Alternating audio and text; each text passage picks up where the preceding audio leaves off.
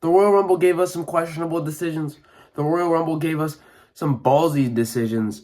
But at the end of the day, the Royal Rumble was a very good pay-per-view. Charlotte Flair wins the Women's Royal Rumble match. Cody Rhodes retains in a gruesome ladder match. The Street Profits cost MCMG the Tag Team Championships.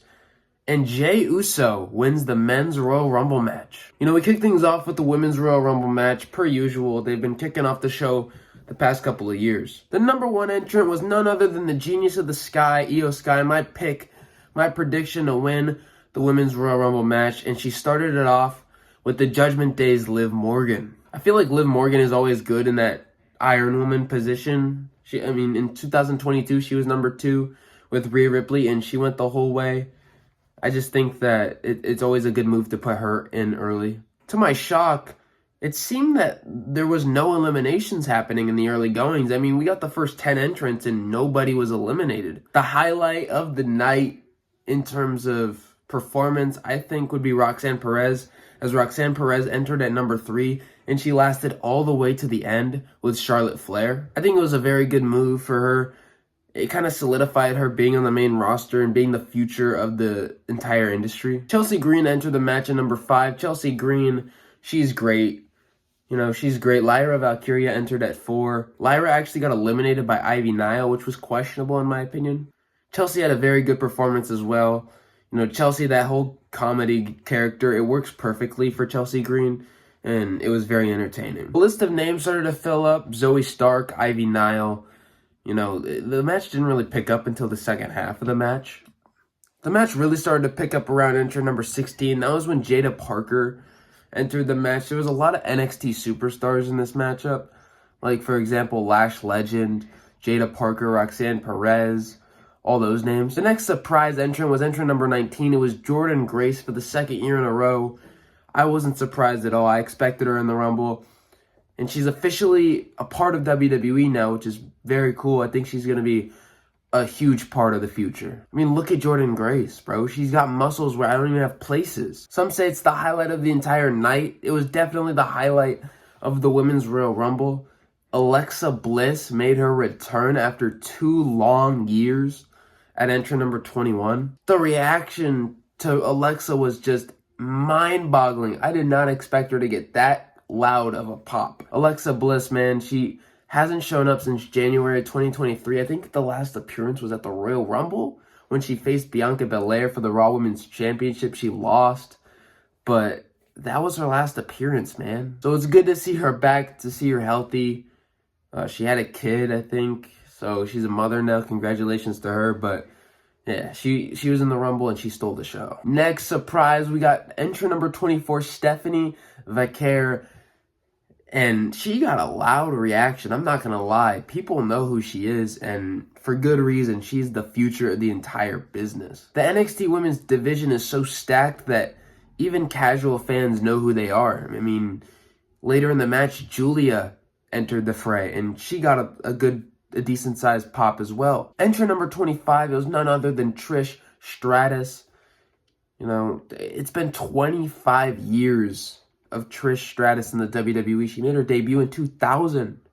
That's a crazy stat. Charlotte Flair made her return to entrant number 27, but we knew she was returning. It was said for multiple weeks on Friday Night SmackDown. Nia Jax entered at number 29, and she eliminated a lot of people, which made me very mad. It really just made no sense.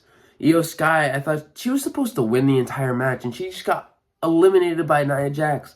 They didn't even make a big deal out of her getting eliminated. But then Nikki Bella enters at number 30. She's back, so yeah, it's great. We get no Becky Lynch, we got no Asuka, and we got no AJ Lee. However, the match was fantastic. As you guys could probably guess, after Io Sky got eliminated by Nia Jax, it was an elimination of like 6 or 7 women. After that elimination, I kind of just lost interest in the match because I knew Charlotte was winning. And that's exactly what she did. It was her and Roxanne Perez as the final 2, and she eliminated her, and she won the Royal Rumble match. We're going to get Tiffany Stratton versus Charlotte at WrestleMania, which is going to be a fantastic match. I just didn't think it needed to go this route. We got a cool little tag team match, 2 out of 3 falls.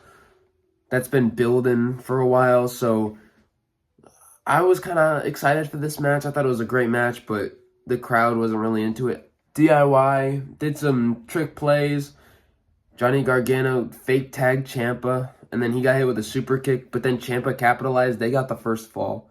The second fall, as you can guess, went to the Motor City Machine Guns, and it was one fall apiece. But then the Street Profits came, and they are feuding with DIY, but they helped them retain the championships? Very weird, but Michael Cole tried to explain it the best way possible on commentary. He said that they wanted DIY to retain so that way they could beat them specifically for the tag team championships. So the next match was for the undisputed championship, Cody Rhodes versus Kevin Owens in a ladder match. This did not disappoint, man. There were some very uncomfortable spots in the match. For example, Kevin Owens body slammed Cody Rhodes into the little middle part of the ladder on the outside of the ring. That got chills, man. That was a terrible spot. And by terrible, I mean it was fantastic, but it just made you grit your teeth. Another highlight of this match was when Kevin Owens hit a fisherman buster on Cody Rhodes onto a ladder that was like in between the ropes and another ladder in the middle of the ring. And oh my God, it was brutal. But eventually the finish of the match led to Cody Rhodes hitting an Alabama slam on the ladder that was between the commentary table and the ring apron. Cody made Kevin Owens bleed after that Alabama slam. Sammy was there. Sammy didn't really do anything about it. So Cody Rhodes climbed the ladder and he retained the WWE Championship in a brutal ladder match. We're finally on from that feud. It was a great feud, but it did need to end.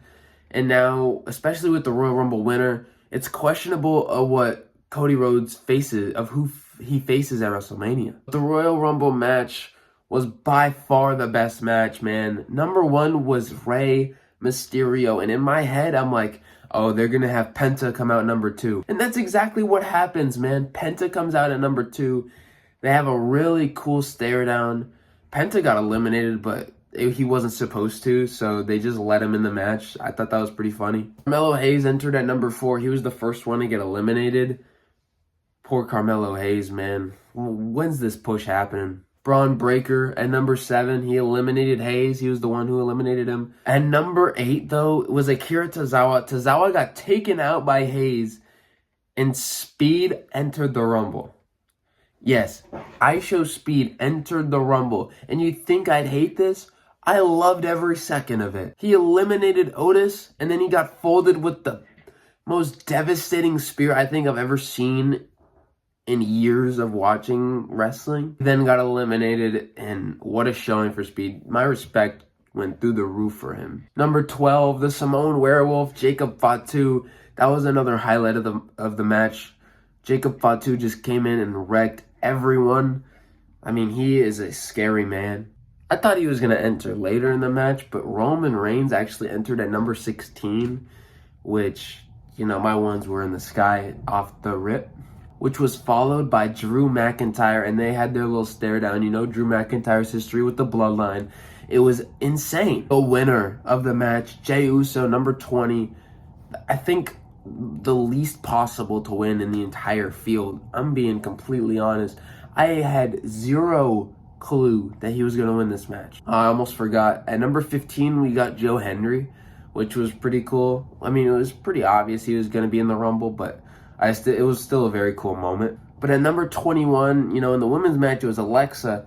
Will it be a return in the men's match? Yes, AJ Styles made his return.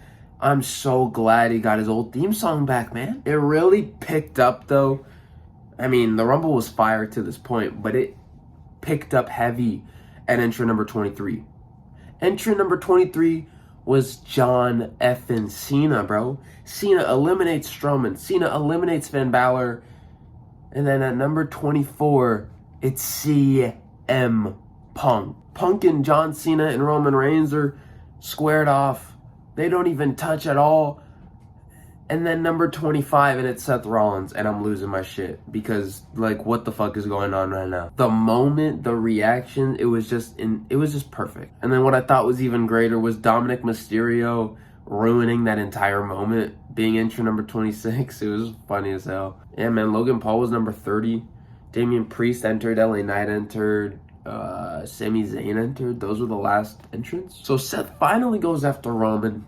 They get each other eliminated by Punk. Punk eliminates both, and then Logan eliminates Punk. What the fuck? So then it's final three: Logan Paul, Jey Uso, and John Cena.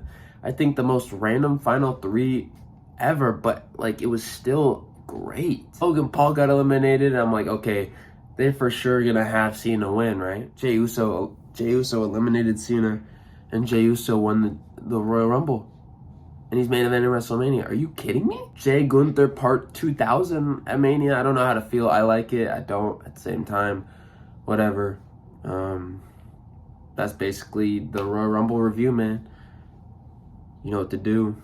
I'm out.